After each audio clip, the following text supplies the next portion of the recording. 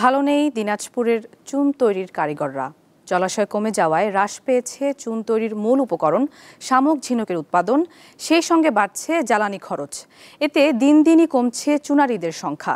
ভিন্ন পেশায় ঝুঁকছেন অনেকেই। যারা এখনও চুন তৈরির ঐতিহ্য ধরে রেখেছেন তারা চান স্বল্প সুদে ঋণ সহায়তা।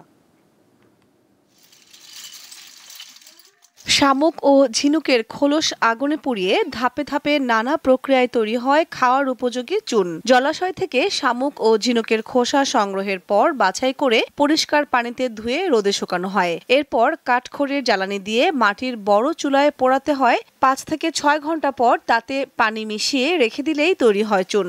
পরে নাকি বাড়ির নাকি হাউজত ভরকে দিব, দিয়ে পার দিব, পার দিতে দিতে তারপর ওই আনা করে জল দিব আর নাড়িমো, নাড়তে নাড়তে ওইটা চুন তখন হয়ে যায়। আবার বন তারা ঢাকইলে এগুলো থেকে আমরা ঝিনুকটা সংগ্রহ করে নিয়ে আসি। ওরা নদী থেকে কষ্ট করে মারে, ওদের কাছ থেকে আমরা কিনে নিয়ে আসি, খড়ি সংগ্রহ করি, করার পরে আমাদের ভাটা চুন তৈরি করি।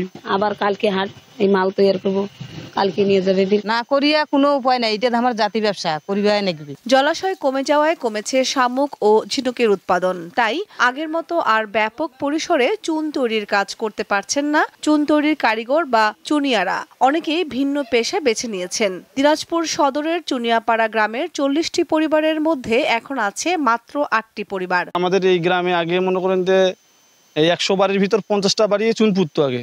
এখন বর্তমান 6 হতে 7টা বাড়ি চুন পুড়ে। আশেপাশে বাড়ি ছিল এরাও করে না। এটা এখন ভ্যান, ইস্কে, কেউ নিচে অটো, এইভাবেই চলতেছে। তাছাড়া চুনের ব্যবসা মনে হয় বেশি দিন থাকবে না। চুন তৈরি শিল্পকে টিকিয়ে রাখতে স্বল্প সুদে ঋণ দেয়া যেতে পারে বলে মনে করেন ভিসিকের এই কর্মকর্তা। তাদের পরিদর্শন করবো, প্রজেক্টটা দেখবো এবং তারা যদি আমার সঙ্গে যোগাযোগ করে, আমি যতটুকু আমাদের সীমাবদ্ধতার মধ্যে সরকারি নিয়মের মধ্যে আমরা তাদেরকে সহায়তা করার চেষ্টা করব। স্থানীয় বাজারে প্রতি কেজি চুন বিক্রি হয় 20 থেকে 30 টাকায়। স্থানীয় চাহিদা মিটিয়ে এই চুন যায় দেশের বিভিন্ন স্থানে। দীপ্ত, বার্তা কক্ষ।